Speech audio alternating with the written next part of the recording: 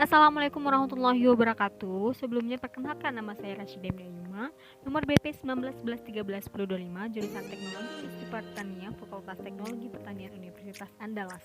Nah, di sini saya akan membahas tentang pengaruh respirasi dan etilen selama penyimpanan produk hortikultura. Seperti yang kita tahu, produk hortikultura berupa buah dan sayuran dapat dipanen ketika telah menunjukkan tanda-tanda kematangan. Produk hortikultura juga masukkan gas etilen. Gas etilen di sini memiliki peran besar terhadap proses kematangan atau maturation dan pemasakan atau ripening pada buah klimaterik.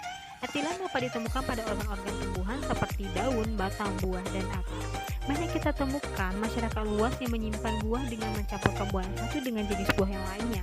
Padahal hal ini dapat menurunkan umur simpan buah, karena di antara buah yang dicampurkan menghasilkan etilen dan melakukan reaksi respirasi, sehingga bahan yang berada di sekitar buah ini akan memicu proses pematangan buah. Pada percobaan ini, saya menggunakan dua sampel. Sampel pertama yaitu buah pepaya dengan lunas vokal, sampel kedua yaitu buah alpukat dengan jeruk hijau. Pengamatan pun dilakukan selama 3 hari. Kita masuk pada sampel pertama, yaitu buah pepaya dan buah nanas. Hari pertama, bahan masih segar, tekstur dari kedua buah masih keras, dan pada pepaya masih berwarna hijau. Begitupun buah nanas masih berwarna abu-abu keunguan, dan gas etilen pun juga belum terlihat dalam plastik. Hari kedua, gas etilen mulai terlihat dalam plastik, tetapi tekstur buah masih keras dan warnanya pun masih sama. Pada hari ketiga, gas etilen semakin banyak terlihat pada plastik dan tekstur keduanya masih keras, tetapi pada kulit buah pepaya dan pepaya sudah mulai timbul warna kuning. Nah, kesimpulannya, terjadi respirasi dan pengaruh etilen, tapi butuh waktu yang cukup lama agar buah benar-benar matang. Dan kematangan pada buah nanas itu dibantu oleh buah pepaya dikarenakan buah pepaya termasuk buah klimaterik. Masuk saja kita ke percobaan kedua, yaitu buah alpukat dengan jeruk. Pada hari pertama, kedua buah masih segar, tekstur dari kedua buah pun masih keras, serta warnanya masih hijau segar. Gas etilen pun belum terlihat dan belum juga ada dalam plastik. Hari kedua, gas etilen sudah mulai terlihat dalam plastik. Teksturnya sudah mulai lunak pada kedua buah tersebut. Pada kulit buah alpukat sudah mulai terlihat warna merah keunguan, sedangkan pada jeruk belum terlihat.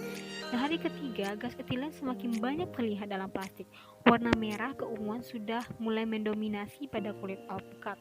Begitupun pada buah jeruk yang sudah mulai terlihat warna kuning dan teksturnya mulai lunak. Kesimpulannya, terjadi respirasi dan pengaruh etilen itu ada dan lebih dominan pada buah alpukat.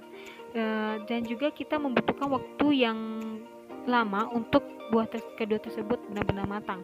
Buah jeruk bisa matang dikarenakan ada bantuan dari buah gas etilen pada buah alpukat, dikarenakan buah alpukat juga termasuk jenis buah klimaterik.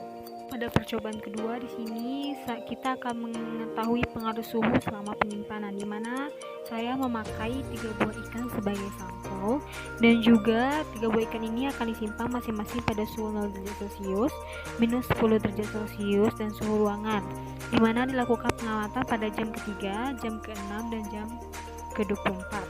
Nah, lanjut saja, ya 3 jam pada suhu ruangan, dimana kita lihat bahwa fisik ikan kurang segar, tekstur dan fisik juga belum begitu berubah dan masih layak dikonsumsi. Dan 3 jam pada suhu 0 derajat Celcius, kondisi fisik ikan yang sudah mulai membeku, warna masih tetap sama dan layak dikonsumsi.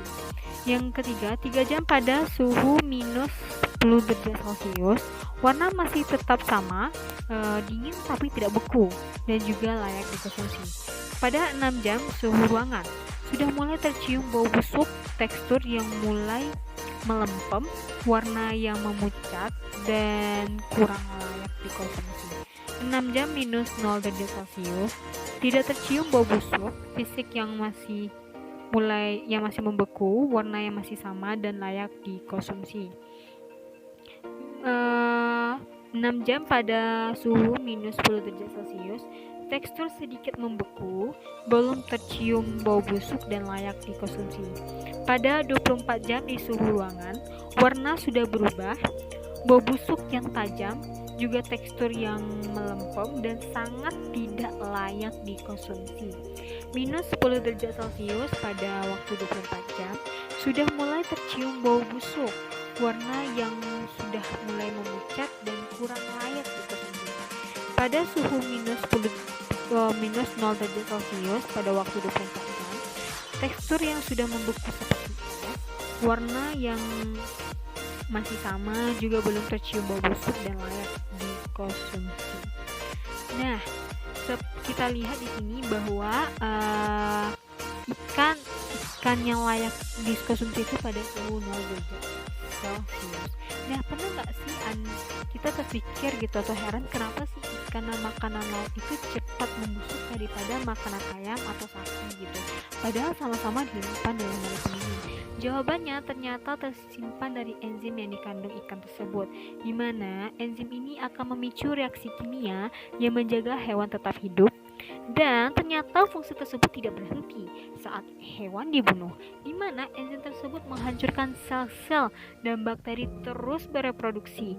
Dan untungnya suhu dingin pada lemari pendingin dapat memperlambat pertumbuhan bakteri dan juga aktivitas enzim, sehingga proses ini dapat memperpanjang waktu pengolahan.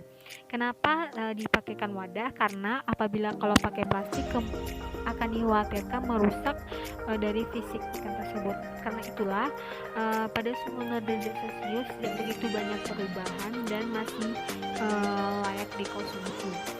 Dan sebaiknya untuk menyimpan ikan tersebut dicuci dahulu dan juga dibersihkan atau dipotong kecil supaya menghemat tempat.